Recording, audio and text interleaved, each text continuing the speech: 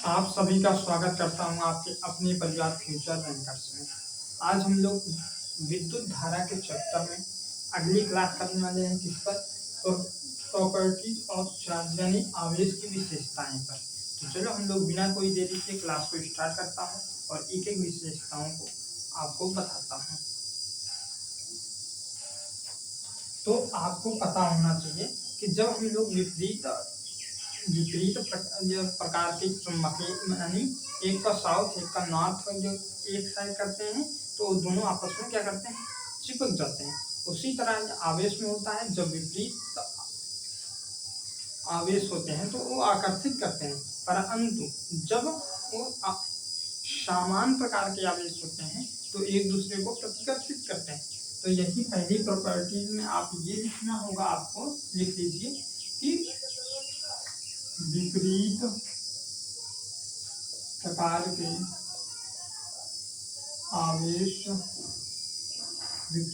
के आवेश आकर्षित करते हैं। क्या करते हैं? आकर्षित करते हैं, परंतु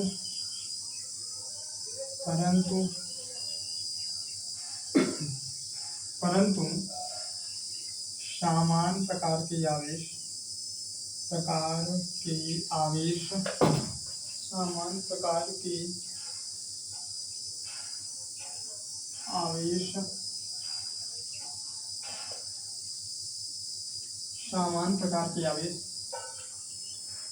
प्रतिकर्षित करते हैं।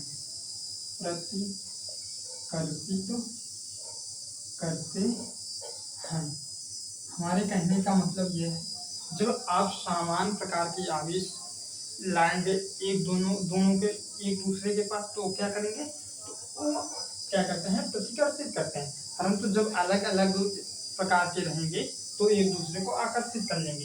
तो यही हम आपको बताया कि जब विपरीत प्रकार के आवेश होते हैं तो आकर्षित करते हैं, परंतु जब समान प्रकार के आवेश होते हैं तो एक दूसरे को प्रतिकर्षित करते हैं।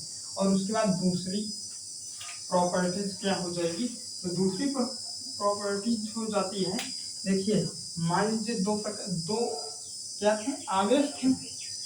यहाँ से यहाँ इस आवेश से यहाँ जा रहा था इलेक्ट्रॉन, इस पर प्लस का चार्ज, इस पर माइनस का चार्ज, इसके यहाँ पर प्रोटॉन न्यूट्रॉन, यहाँ इलेक्ट्रॉन थे। इसी तरह होता है आपका एटम, परमाणु आपका इसी तरह होता है। तो जो इलेक्ट्रॉन जा रहे हैं, अगर इनको निकालने की बात कर दी जाए या क्यों जो होता है इसको निकालने की बात, आवेश निकालने की बात कर दी जाए कि कितने आवेश प्रवाहित हो रहे हैं या कितने आवेश हैं, तो उनमें उस पर क्या करोगे, पहली बात आप समझिए जो आवेश होता है उसे क्यू से प्रदर्शित करते हैं, और जो आवेश होता है वो एक अदिश राशि होता है, ये भी आप लोग समझ लेना। तो कुल आवेश को यहाँ पर हम लोग लिखेंगे, कुल आवेश को ज्ञात करने के लिए एक फार्मूला का प्रयोग करते हैं।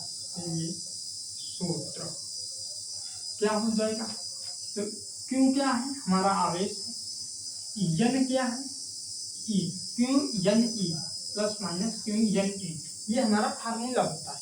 क्या होता है, फार्मूला होता है। अब यहाँ पर देखिए क्यू क्या है, तो जहां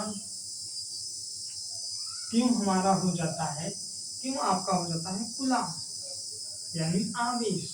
क्या हो जाता है, क्यू क्या हो जाता है, कूलाम यानी आवेश हो जाता है। परंतु यन क्या है, नंबर ऑफ इलेक्ट्रॉन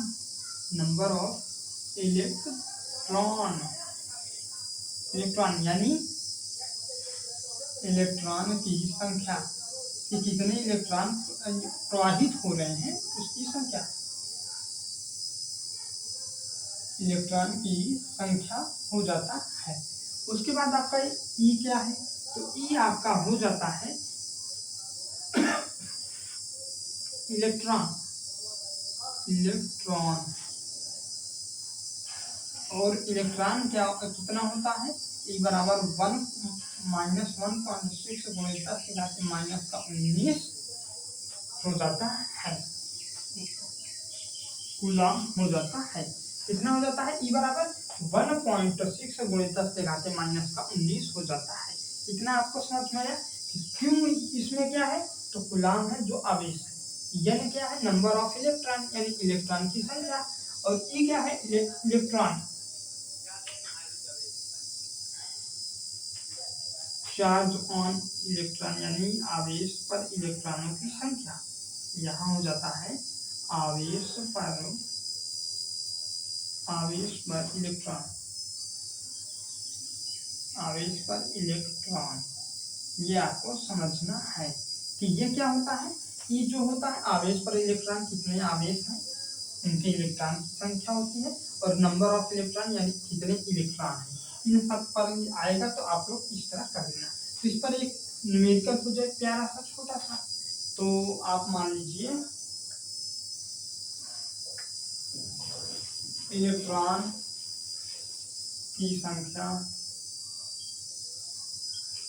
कितना है? 4 है, और आपका इलेक्ट्रॉन, और आपको क्यों निकालने को, क्यों ज्ञात करने को बोल दिया गया। तो आपको यहाँ पर 4 मिल गया। क्यों बराबर कितना हो जाता है? 4 गुणे आपका इलेक्ट्रॉनों की संख्या क्या है? 1.6 गुणे 10⁻⁻19 इतना है ना। हाँ, तो 4 का इसमें करोगे तो 16 तो चौको 64, कितना हो जाता है? 6.4 गुणे 10⁻⁻19 गुलाम हो जाएगा। तो इतना आपको समझ में आया। अगर समझ में आया तो हम लोग अब अगली इसके प्रॉपर्टीज पर चलते हैं। तो मेरे बताने का मतलब इतना था कि आपको जब भी गुलाम निकालने यानी आवेश निकालने के बारे में बात की जाएगी, यानी क्यों निकालने का बात होगा, और क्यों का फार्मूला होता है Ne। इतना समझ में आया? हाँ। तो अब हम लोग आगे चलते हैं। आगे हम लोग कब चलेंगे तो इसको करना पड़ेगा इरेज। तो आप लोग क्या करें, इसे ये अपनी कॉपी में लिख लें या बाद में लिख लेना। हम लोग करते हैं अगली प्रॉपर्टीज पे।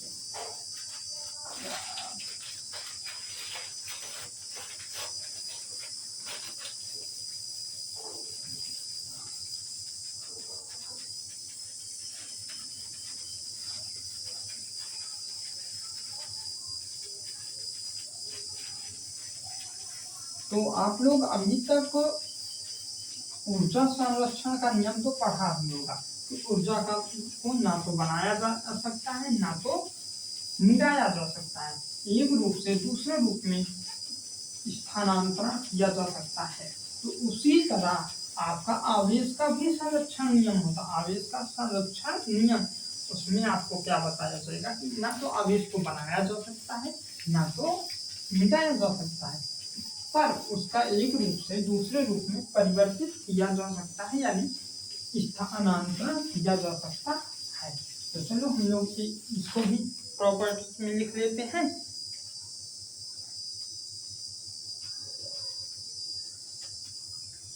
क्या? तीसरा नंबर, जो हमारा आवेश होता है ना ही खत्म होता है कभी, ना ही खत्म होता है, और ना ही इसे कोई बना सकता है। यानी हम लिख सकते हैं आवेश ना तो खत्म होता है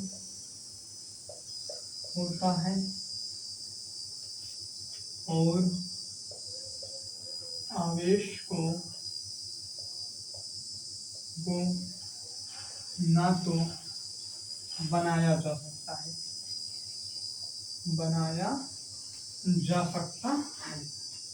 बनाया जा सकता है। आवेश को केवल एक वस्तु से दूसरे वस्तु में स्थानांतरण किया जा सकता है। आवेश को एक वस्तु से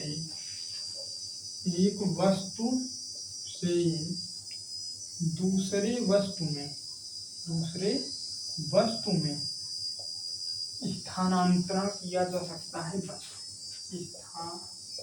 स्थानांतरण किया जा सकता है। इसे क्या कहते हैं? इसे आवेश संरक्षण का नियम कहते हैं। नियम कहते हैं। देखिए, आवेश ना तो खत्म होता है, ना ही इसे बनाया जा सकता है। एक बात किया जा सकता है कि एक वस्तु से दूसरी वस्तु में से परिवर्तित यानी स्थानांतरण कर दिया जाता है, और इसी को आवेश संरक्षण का नियम कहते हैं। आप लोग को समझ में आया? कहोगे हाँ, समझ में तो आया। हमने कहा था आवेश अदिश राशि होता है, इसे भी लिख लीजिए क्योंकि ये भी आपका बहुत ही इम्पोर्टेंट है। आवेश एक अदिश राशि है। अदिश राशि क्या होता है? आपको ये भी पता होना चाहिए। अदिश राशि क्या होता है? अदिश राशि में परिमाण तो होता है, परंतु दिशा नहीं होती है। अदिश राशि में क्या होता है? परिमाण तो होगा परंतु दिशा नहीं होता है। इसमें परिमाण बताया जाएगा परंतु दिशा नहीं होगा, तो आवेश एक अदिश राशि है। इतना आपको समझ में आया? हो गया हाँ। अब इसके दिया जाता है आवेश के लिए कूलाम का नियम। कूलाम का नियम क्या है? कूलाम का नियम क्या होता है? F बराबर K Q1 Q2 अपान में R²। यही आपका क्या होता है? कूलाम का नियम होता है। अब हम इसी पर चर्चा करने जा रहे हैं, तो चलो इसे इरेज करेंगे और आप लोग इसे एक बार देख लीजिए और अपनी नोट में उतार ले या लिख ले। अब हम लोग चलते हैं आगे। आगे हम लोग क्या पढ़ने वाले हैं? तो हम पढ़ने वाले हैं कूलाम का नियम। कूलाम का नियम क्या होता है इसको अच्छी तरह से आपको बताऊंगा, समझाऊंगा, आप टेंशन बिल्कुल मत ले। और वीडियो पसंद आए तो भाई चैनल को सब्सक्राइब अपने दोस्तों में शेयर जरूर करना, क्योंकि शिक्षा बांटने से बढ़ती है।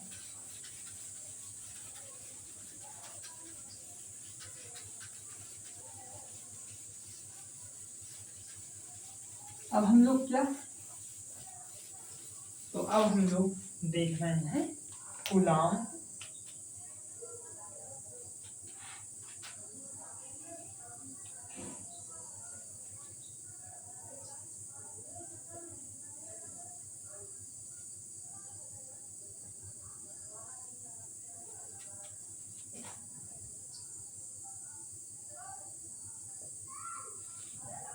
Coulomb's law of charge.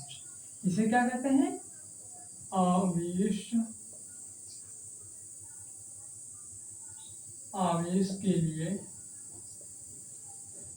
के लिए कूलाम का नियम। कूलाम का नियम। तो कूलाम एक वैज्ञानिक थे जिन्होंने एक नियम बताया कि आवेश के लिए, तो वही नियम हम लोग अब पढ़ने जा रहे हैं। तो क्या नियम था, कैसे था, अब इसको देखिए। तो इन्होंने कहा दो एक समान प्रकार के आवेश होते हैं, दो समान प्रकार की, मान लीजिए क्यों हो गया Q1 और Q2 नाम का दो समान आवेश होते हैं जो एक दूसरे से r दूरी पर रखे होते हैं। कितनी दूरी पर? r दूरी पर रखे होते हैं। एक दूसरे से Q1 Q2 दो समान प्रकार के आवेश होते हैं जो एक दूसरे से समान दूरी पर रखे होते हैं। फिर उसके बाद क्या होता है, जो Q1 और Q2 होता है वो बल के जो Q1 और Q2 होता है वो बल के गुणनफल के समानुपाती होते हैं। यानी हमारे कहने का मतलब है, इनका जो नियम है उसमें बताया गया है बल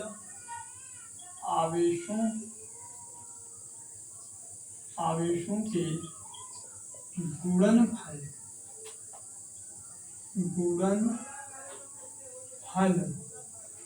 के समानुपाती होते हैं। क्या होते हैं?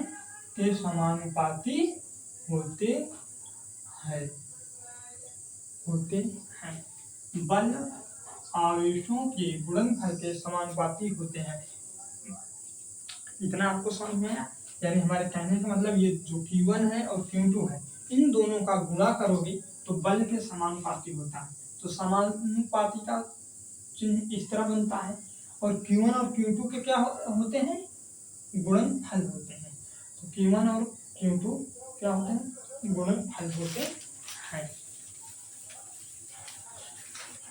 अब इतना हो गया। अब इसके आगे आओ तो यहीं पर और भी कहते हैं कि जो बल है, तो जो r दिख रहा है, जो दूरी दिख रहा है, उसके क्या होते हैं? उसके वर्ग के व्युत्क्रमानुपाती होते हैं। क्या? उसके वर्ग के व्युत्क्रमानुपाती होते हैं। बल दूरी के वर्ग का व्युत्क्रमानुपाती होता है। अब समझ में आया कि जो बल है, जो F है, वो व्युत्क्रमानुपाती होगा। किसका होगा? दूरी के वर्ग का, यानी 1/r² का। 1/r² को इसे समीकरण 1 मान लीजिए, इसे समीकरण 2 मान लीजिए। आपका फार्मूला यहीं से इसी तरह बनकर आया, इसलिए देखिए अब हम लोग लिखेंगे समीकरण 1/2 से। अब हम लोग समीकरण 1 और 2 की बात कर रहा हूँ। तो समीकरण 1 और 2 की बात जब हम करेंगे तो इस Q1 प्रोफेशनल का चिन्ह होगा, या तो हम लोग Q1 Q2 गुणे 1/r² लिखें, या तो इन सबको मिलाकर हम लोग इस तरह भी लिख सकते हैं Q1 Q2 r²। तो इनमें से हम अगर इसे भी लिख दूं तो आपको समझ में आना चाहिए इस Q1 Q2 का 1 में गुणा होगा, मल्टीप्लाई होगा, तो ये Q1 Q2 अपान में r² हो जाएगा। इतना आपको समझ में आना चाहिए। तो हम लोग यहाँ पर क्या लिखेंगे? Q1 Q2 अपान में r²। जब प्रोफेशनल का चिन्ह, जो ये समानुपाती व्युत्क्रमानुपाती के चिन्ह को हटाते हैं तो वहां पर एक के नाम का नियतांक आता है। तो हम लोग इसे इस तरह लिखेंगे F = K Q1 Q2 अपान में r²। जो ये K होता है, इसका एक ये नियतांक है, तो इसका एक मान होता है। वो मान होता है 9 × 10⁹ 9 × 10⁹ न्यूटन। यही होता है। इतना आपको समझ में आया कि कैसे कैसे यहाँ पर खेला हुआ है। पहले फिर से एक बात देख लीजिए, आवेश के लिए कूलाम का नियम। आवेश के लिए कूलाम का नियम ये कहता है Q1 Q2 प्रकार के दो समान प्रकार के आवेश Q1 Q2 रखे हैं, जिनके बीच की दूरी r है, तो वहां से आपको ये समझना है बल आवेशों के गुणनफल के समानुपाती होते हैं। यानी जो ये दोनों आवेश हैं, इन आवेश के बल जो होगा, जो बल है इन दोनों आवेश के समानुपाती होगा, यानी F प्रोफेशनल Q1 Q2 होगा। बल दूरी के वर्ग का व्युत्क्रमानुपाती होता है। F व्युत्क्रमानुपाती 1/r²। समीकरण 1 ये हो गया, 2 ये हो गया। समीकरण 1 2 से हम लोग इस तरह आए तो हमें सूत्र मिलता है F = K Q1 Q2 अपान में r²। K बराबर आपका होता है एक नियतांक जो होता है 9 × 10⁹ के बराबर। तो आज के लिए बस इतना ही। हम लोग मिलते हैं कल की क्लास में। जय हिंद, जय भारत।